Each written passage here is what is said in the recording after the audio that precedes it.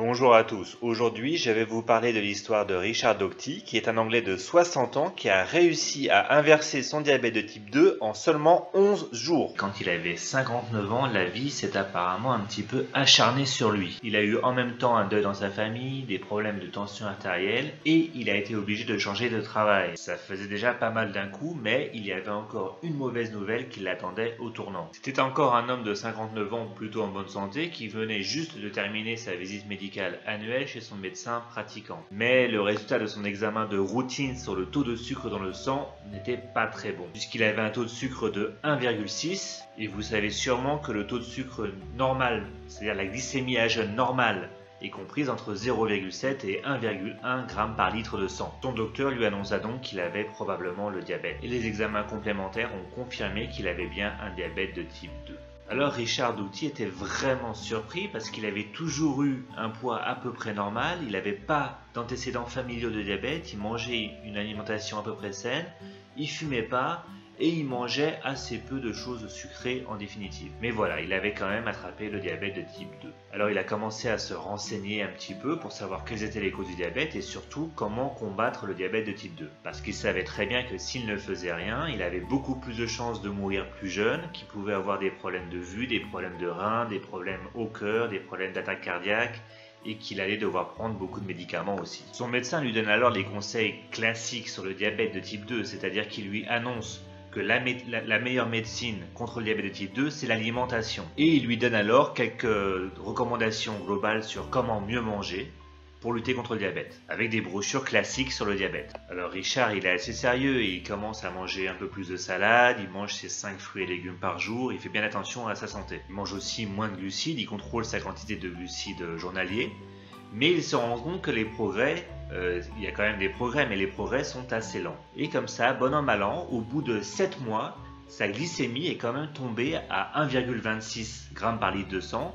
Et vous savez que c'est la limite en fait de la définition pour les diabétiques. Parce que selon les critères de l'Organisation mondiale de la santé, il y a diabète quand la glycémie à jeun est supérieure ou égale au moins à 2 reprises à 1,26 g par litre de sang. Donc il n'était pas trop mal Richard à ce moment-là, mais lui il était quand même pas content de ce résultat. Alors du coup il s'est mis à passer du temps à chercher sur internet, à chercher un peu partout une méthode qui pourrait l'aider à lutter contre le diabète.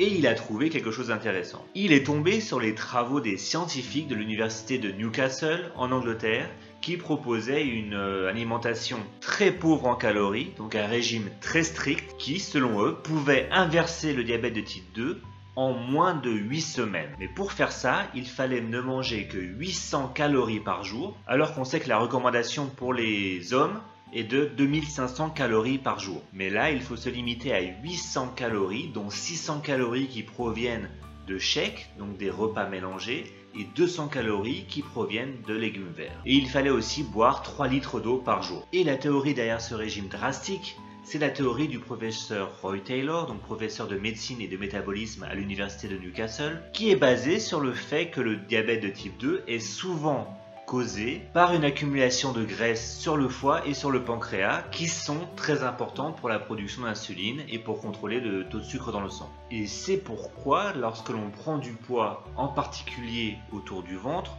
on a un risque plus élevé de développer un diabète de type 2. Et apparemment, il y a aussi des gens qui ne sont pas gros, pas spécialement gros, mais qui ont une prédisposition à accumuler la graisse sur le foie et sur le pancréas en restant mince. Et c'est le cas de Richard. Donc les travaux du professeur Taylor ont montré que lorsque l'on fait subir à notre corps un régime extrêmement drastique, notre corps passe d'un mode normal à un mode affamé, on va dire, où il se met à épuiser ses réserves de graisse pour avoir de l'énergie. Et il semblerait que les réserves de graisse qui sont accumulées autour des organes, comme le foie et le pancréas, sont utilisés assez rapidement dans ce mode affamé. En tout cas, une étude réalisée par le professeur Taylor et publiée en 2011 a montré que 11 personnes qui étaient diabétiques de type 2 et qui ont suivi ce régime très strict ont inversé leur diabète en moins de 8 semaines.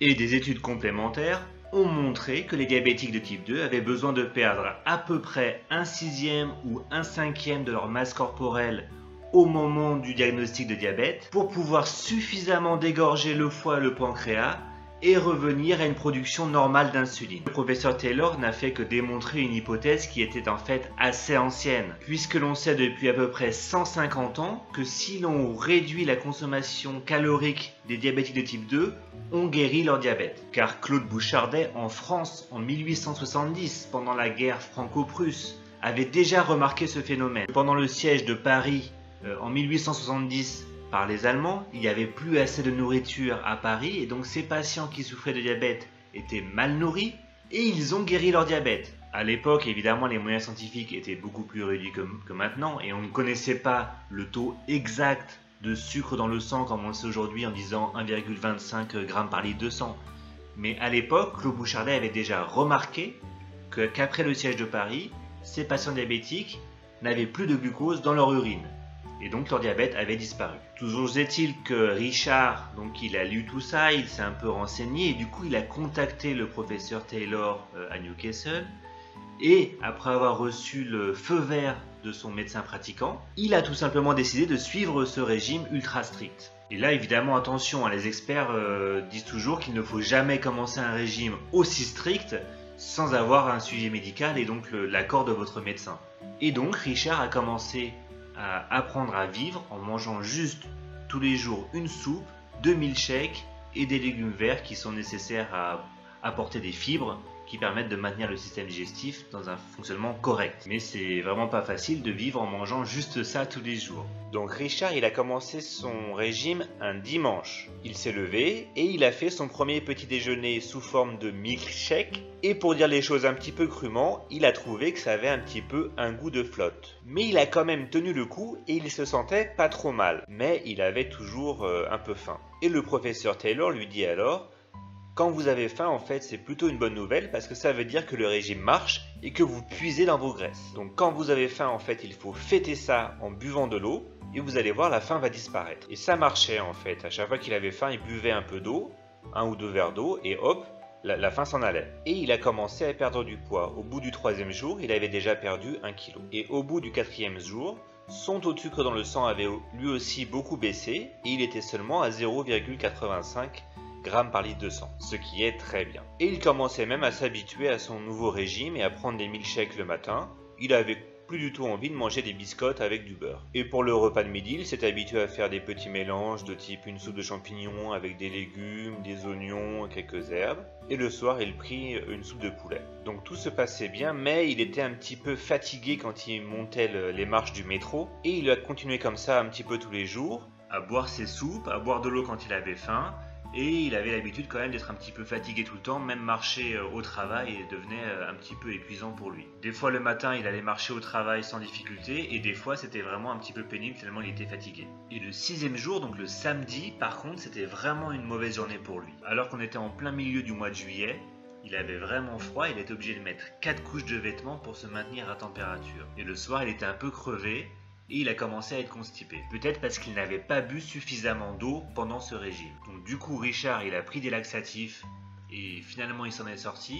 Il allait se coucher et le lendemain matin son taux de glycémie à jeun était descendu au plus bas. Il était en dessous des 0,8 grammes par litre de sang. Ce qui est vraiment pas mal. Le 8e jour il est allé faire un tennis avec ses amis et c'était vraiment difficile pour lui de voir ses amis en train de manger des viennoiseries tout le temps. Et quand son partenaire ou lui faisait un beau coup, il devait se contenter de fêter ça en buvant juste de l'eau plate. Mais il a continué encore le régime pendant 3 jours et son poids, en fait, sur la période de 11 jours, a diminué de presque 10 kg. Et son taux de sucre dans le sang est descendu à peu près 0,7 g par litre de sang. Donc il avait vraiment beaucoup maigri, certains de ses vêtements ne lui allaient plus, ses collègues de travail s'inquiétait un petit peu pour lui car il était vraiment devenu très maigre et même lui il s'inquiétait un petit peu quand il regardait son visage qui était devenu très très mince. Ses collègues de travail ont commencé à l'appeler l'homme invisible et il a compris qu'il était temps pour lui d'arrêter ce régime très strict. Et il s'est remis à manger un régime anti-diabète assez classique à base essentiellement de graines entières, de fruits et de légumes, de blanc de poulet, de poisson et d'aliments non gras de manière générale et pas de pain blanc. 2 mois plus tard, il est retourné faire mesurer son taux de sucre dans le sang et là, super nouvelle, il était encore à 0,9 g par litre de sang en glycémie à jeun, ce qui est très bon, ce qui n'est pas une glycémie de personne diabétique. Donc son diabète de type 2 était résolu. Et son médecin pratiquant lui confirma d'ailleurs qu'il avait réussi à inverser son diabète de type 2. Donc ce qu'il a fait, c'est qu'il a juste fait un régime ultra strict pendant 11 jours, et après il a fait un régime plutôt sain. Et donc maintenant ça fait 1 an qu'il a fait cette expérience, et il a repris un petit peu de poids évidemment, mais il est encore à un niveau correct, et son taux de sucre dans le sang tourne autour de 0,8 à 0,9, ce qui est une glycémie à jeun tout à fait convenable. Il s'est aussi inscrit à une gym et maintenant il va courir 3 fois par semaine. Et en suivant les conseils du professeur Taylor, il a aussi développé un petit peu de musculature sur les membres supérieurs, puisque des muscles plus gros utilisent plus de glucose et donc évitent que l'on stocke trop de glucose en graisse. Bravo à Richard Doty pour avoir eu le courage de faire ce régime, mais la moralité de l'histoire n'est pas qu'il faut faire comme Richard, parce que même si c'est très bien qu'il ait réussi à résoudre son problème de diabète de type 2, je ne recommande pas de faire comme lui, car on sait que les diètes où on réduit énormément le nombre de calories ont des incidences à long terme sur l'organisme, puisqu'il y a un risque accru de modifier notre métabolisme sur le long terme et dans le futur d'accumuler encore plus de graisse. Et c'est justement pour ça que la plupart des régimes ne fonctionnent pas. Donc il faut être très vigilant. Et je recommande plutôt d'utiliser des régimes moins stricts où l'on ne limite pas ou peu le nombre de calories, mais où on fait plutôt attention à ce qu'on mange en remplaçant les mauvais aliments par des meilleurs aliments. Ainsi, rien qu'en mangeant plus de légumes, mécaniquement on va avoir moins faim et on va manger moins de mauvais produits et on va perdre du poids sans avoir une sensation de faim permanente qui n'est pas très bonne, je pense. Je vous en dirai plus dans une prochaine vidéo où je comparerai les différents régimes qui sont proposés aux diabétiques. Donc n'oubliez pas de vous abonner à la chaîne Adieu Diabète pour ne pas rater cette prochaine vidéo. N'hésitez pas aussi à mettre un pouce bleu sous la vidéo si vous avez aimé cette vidéo. Et sur ce, je vous dis bonne journée et prenez bien soin de votre santé.